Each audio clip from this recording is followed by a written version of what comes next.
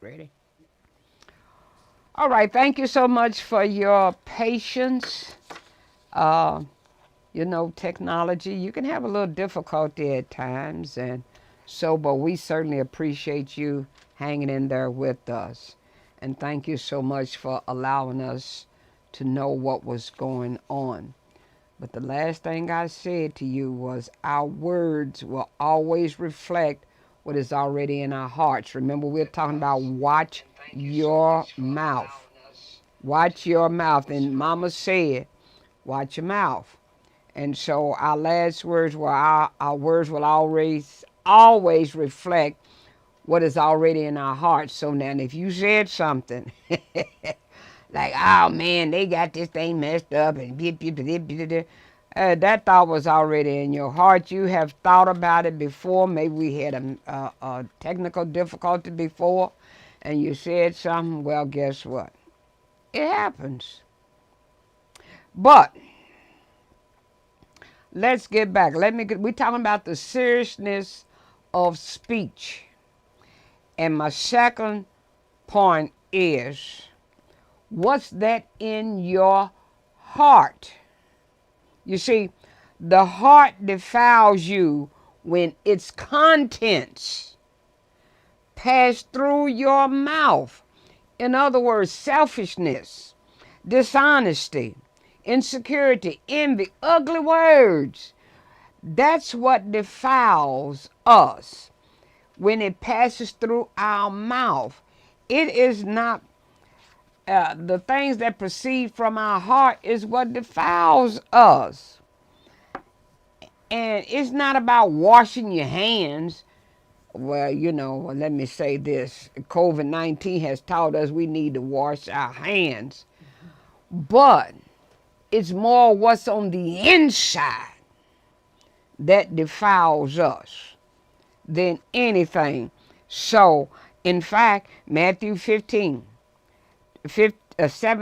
through 20 says, don't you realize that whatever goes into the mouth passes into the stomach and is eliminated? But what comes out of the mouth comes from the heart. And this defiles a person. For from the heart comes evil thoughts, murders, adulterers, sexual immoralities, thefts, false testimonies, slander. These are the things that defile a person. But eating with unwashed hands, that doesn't defile a person. So, now let's move on. Let me say something else about the mouth. In 1866, there was an invention that changed the world. And that was the year that Alfred Nobel developed the first safe but powerful explosive called dynamite. Until that time, people used either gunpowder or nitroglycerin to build roads or do any other construction project that require an explosiveness. Now, Nobel's dynamite brought destruction, and dynamite quickly became an accurate and deadly force as a weapon of war, because dynamite could be accurate, but it could be deadly. And so it could bring people together, dynamite, or it could blow people apart. And in fact, let me just stop and say here, that's why Alfred Nobel was so discouraged that dynamite, that he was making it for good, had turned into something like they used for war and killing people. That what he did is he started the Nobel Prize. He did not want to be remembered for dynamite, but for the Nobel Prize. And many of us probably, you sit there and say, oh, I didn't know Alfred Nobel invented dynamite. Well, he was the inventor of dynamite. but we remember the Nobel Peace Prize and the Nobel other prizes more so than the dynamite. But what if I say you have similar power like dynamite in you? We have an access to something so strong for good or for evil that we can bring life or death into a situation or to somebody's life on a regular basis. Now, here's your point that I want you to think about. How is the mouth like dynamite? How's the mouth like dynamite? And I'm glad you asked the question. The mouth has the power to destroy anything in its path. And as I said earlier, many of us like to say, well, you know me, I say what I mean what I say. I just couldn't help, you know me, I just have to say it. Shut up is what sometimes we need to do, is shut up. Ecclesiastes says there's a time to speak and there's a time to refrain from speaking. Many of us have gone in to visit the sick and we leave them more discouraged because we don't know what to say. Or we go and visit somebody who is in grief because of the loss of a loved one. And because we don't know what to say, we say the wrong thing. We trivialize things. We go trivial, well, the Lord, he know what he's doing. Yeah, I know what the Lord know what he's doing. But we don't need you to trivialize that thing. And the muscle in the mouth is no small thing. I mean, some couples have gotten divorced because of the sticks of dynamite that blew the marriage apart. Some people have not spoken to family members for years because you said something when you should have kept your mouth shut. We don't know when to speak. James chapter 3 says, dear brothers and sisters, not many of you should become teachers in the church. Woo! For we who teach will be judged more strictly. Indeed, we all make many mistakes. For if we could control our tongues, we would be perfect and could also control ourselves in every other way. We can make a large horse go wherever we want by means of a small bit in his mouth. And we saw that just this past week in the Derby. That's just a small bit in the horse's mouth. And this little man sitting on top of this big old horse. But he can control it.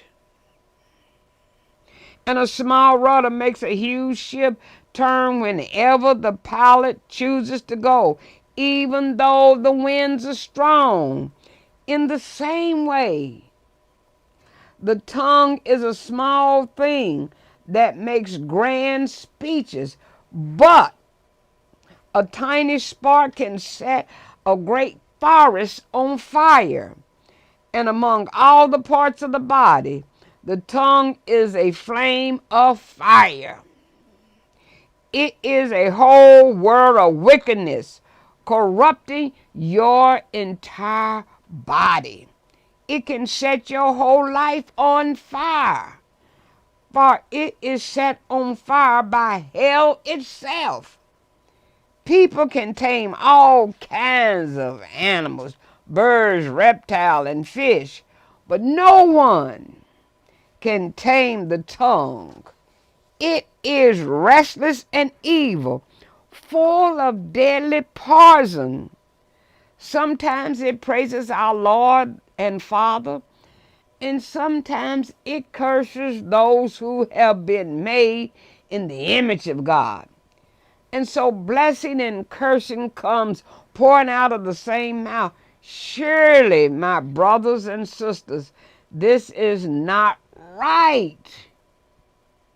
Does a spring of water bubble out with both fresh water and bitter water? Does a fig tree produce olives or a grapevine produce figs? No. And you can't draw fresh water from a salty spring. Now, let's look at this. James immediately gives a strong warning to teachers that we face a higher level of accountability anytime we bring God and His name into the conversation. We're held higher.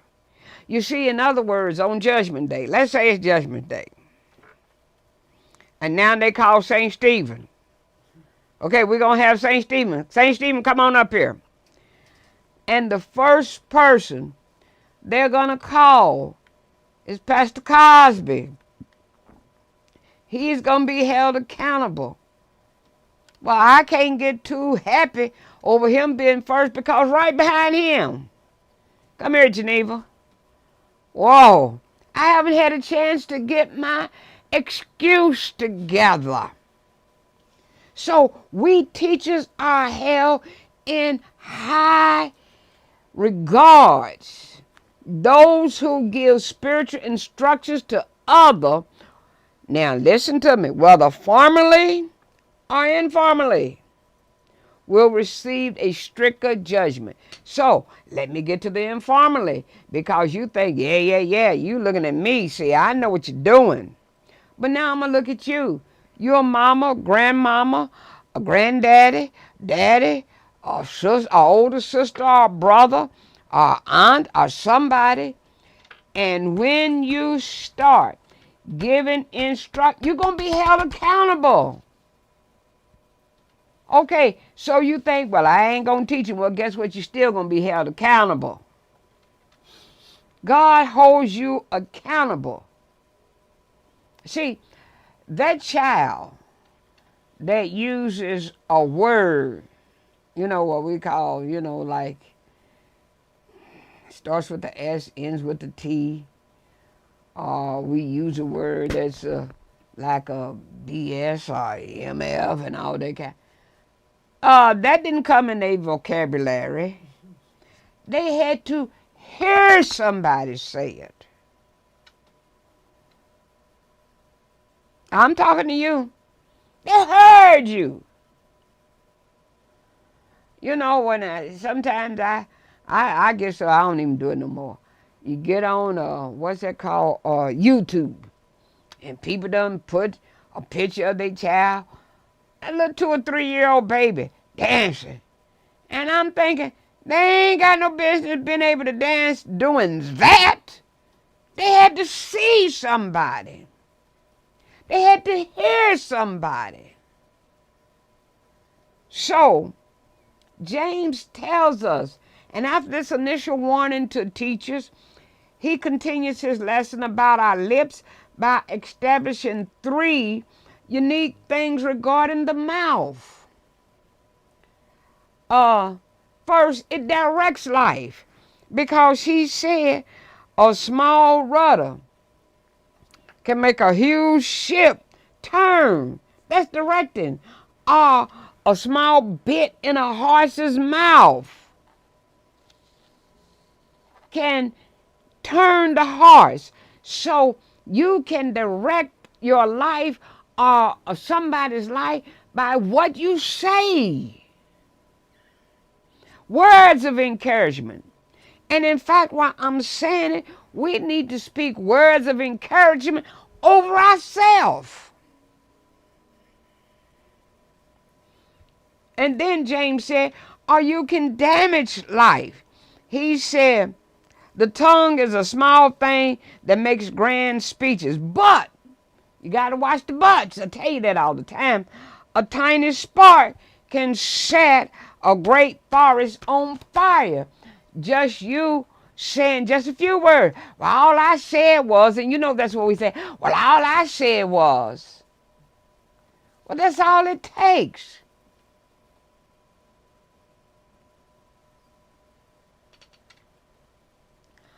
I can remember, just say here, it just rushed into me. And let me say this. Well, I hope I can remember that. But it carried me to another thing. There is no hurt like a church hurt.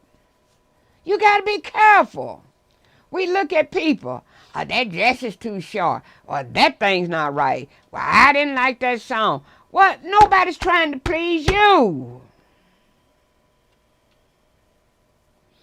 There's no hurt like a church hurt. I went to church one day. I had my little boots on because it was snow. It was bad weather out there. So I had the boots on. And I went in the church. And I had to go into the secretary's office to get something. And she said something about my boots. I was already kind of self-conscious of those boots. And she said something. And you don't know how many years it was before I put a boot on my feet again. Many of us, we go to the hospital and we visit people and we don't know what to say. I went to the hospital once, and here's what I did. I got a perm before I went because I wanted my hair to be straight because I knew I was getting ready to have surgery and I couldn't do anything, so I wanted my hair straight. And two people who called themselves missionaries came in, visit me, and they were both beauticians. And they said, "Ooh, look at your head." Well, I thought to myself, well, it's just straight. And when they left, I just had surgery, people. I got my rollers and began to roll my hair, put my arms up like that. I'd had surgery. So when the next visitor came, who happened to be my mother and sister, they couldn't believe it. Because yesterday I looked good. Today here I was with a whole lot of oxygen mask and things on. Why? Because I was doing things I wasn't supposed to do because somebody said, "Ooh, what happened to your hair?" And so I thought I needed to roll my hair up, put some rollers in my hair, what I wasn't supposed to do. And now I was in an oxygen tent. All because somebody opened their mouth. And that's what we go to people, lost loved one, where you see the Lord. You don't know the Lord, what he's thinking or why he did something. So shut up. Because we damage life. Then he said we can determine life. It can praise God with our tongues, or we can hurt people with our tongues. We can determine the life. And let me make another point. A ship was sailing at night when it received a radio message. The message was simple yet clear. It said, "Turn south immediately. I am directly in front of you." And the captain of the ship did not want to turn south in the middle of the night or make any other changes to his ship's course. So he says, "I'm a Navy captain. Instead of me turning south, you turn north." And the captain waited briefly and then received another message. It says, "You're heading straight toward me. Turn south now." And the captain immediately sent back and said, "I will not do it." Because the message said, "You turn south now, because I'm not going to turn north." And so the captain was irritated by this conversation. And so he sent back, and this person wasn't respecting his authority, wasn't respecting what he said. I'm a Navy captain. So he replied, this is my final statement. This is what the captain said. I'm a Navy captain. I will not turn south. You will turn north. And immediately, he barely had time to send that message before he received a stern reply, adamant about it. Said, you will turn south. I am a lighthouse, which means I'm not turning. First of all, can't turn. Second of all, I'm not going to turn. So my sisters and brothers, regardless of who you are or what ship or ministry you are steering, the lighthouse will never adjust to you. It does not matter how powerful a person you are, how long you've been president of the choir, how long you've been the director of Christian education, how powerful you think you are, how much education you have, what success you have had. You are in a ship in conflict with the lighthouse, and the lighthouse will win every single time. And unfortunately, many of us don't understand that. We believe we are setting our own course. We're making our own decisions. We can do anything. We expect everything to adjust around us except us. And we even expect God to adjust to us. But let me say this. God says, I'm the lighthouse. I say, you turn south, you turn south. No questions asked. God will never adjust to you. I can't make that any stronger. God will never adjust to you. Many of us like to dictate to God what we want him to do, where we want him to go, how we want him to respond. Look at Matthew 16:21 through 23. From then on, Jesus began to point out to his disciples that it was necessary, him, the lighthouse, to go to Jerusalem and suffer many things from the elders, the chief priests, and the scribes, be killed and be raised on the third day. Peter took him aside. The ship captain took him aside and began to rebuke the lighthouse, saying, oh no, Lord, this will never happen to you. Jesus turned and said to Peter, get behind me, Satan. You are a hindrance to me because you're not thinking about God's concern, but human concern. And while I'm saying this, many of us, we're running our mouth. We won't take a vaccine shot, and then we want to stop others from taking a vaccine shot. But we want to know when the church going to open. The church ain't never been closed. But now you want to say, I don't believe. Who cares what you believe? Get the shot or get out of the way. But don't stop somebody else. Because you're not thinking about God's concern, but human concern.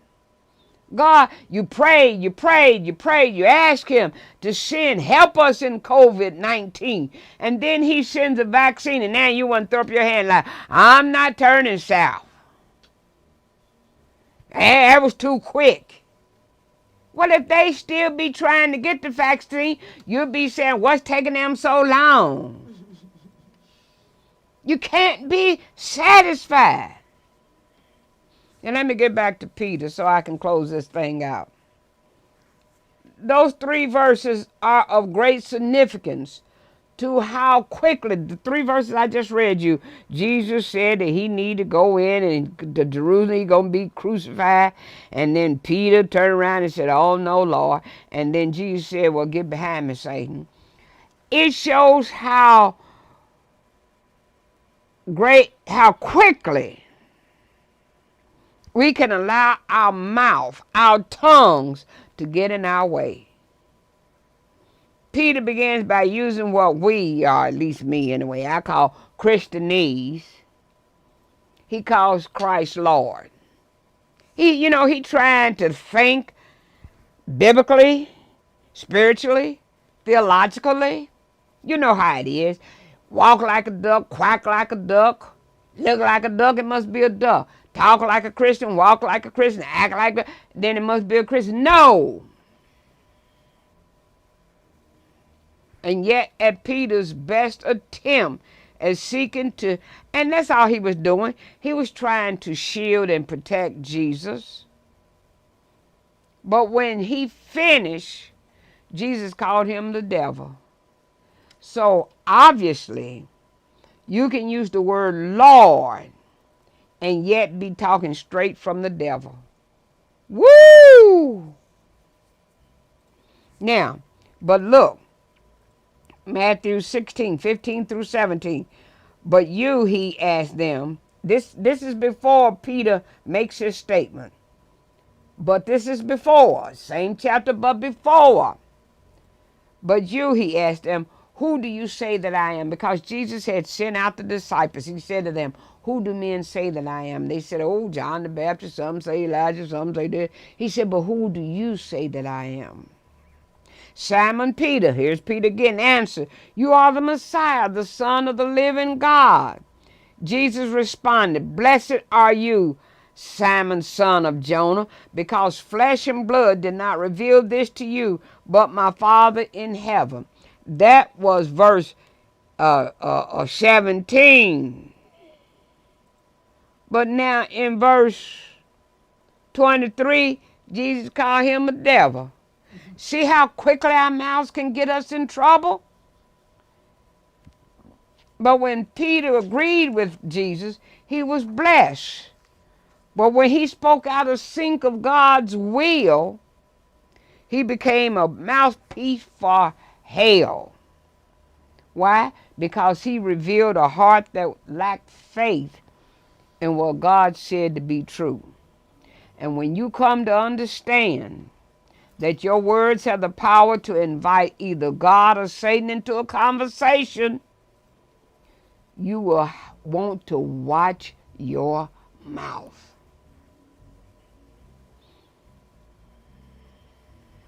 And then Jesus said this in verse 24, just after he rebukes Peter. He said, if anyone wants to come with me, he must deny himself, take up his cross, and watch his mouth. Well, and follow me is what he said. To make Christ the Lord of your lips, you have to deny your soul's desire to have its way in what you say. When God sees your pride, he backs away from you. When he hears your mouth, he backs away from you. When you sing praises to him on Sunday and start cursing other folks out on Monday, he backs off. And now let me go back to the book of James one more time before I close. We find the most potent passage on the tongue in God's view of how we often use it. James 4:13-16. Come now, you who say today or tomorrow we will travel to such and such a city and spend a year there and do business and make a profit. Yet you do not know what tomorrow will bring, what your life will be. For you are like vapor that appears for a little while, then vanishes. Instead, you should say, if the Lord wills, we will live and do this or that. But as it is, you boast in your arrogance. All such boasting is evil. And we're going to talk about that arrogance again next week in a different light. What is the problem here? What is wrong with our thinking? Our thinking is we look at our accomplishments. We are bragging about, well, I'm going to do this today or tomorrow. I'm going to go here. I'm not saying you don't plan, because Sharon and I just got through talking about getting our vacation plans coincide with Hump Day and all that. But that doesn't mean we don't plan, but we need to realize that if it's the Lord's will, she'll go there and I'll go here. And that's our confidence. We don't have any control. See, and when we don't leave room for God to interrupt our plans, we set ourselves up to become sorely disappointed, because He will interrupt your plans. He will intervene in your plans. There is no such thing as planning independently of God, because He is the one who controls the outcome. And in your printed lesson, I have here survey your speech. I'm begging you, please do, and look at the homework assignment you got for your speech. Survey your speech. Take a look at your speech. And then remember this, what Mama said. Mama said, watch your mouth. Next week, we're going to talk about what Mama said. Mama said, God don't like ugly. See you next week.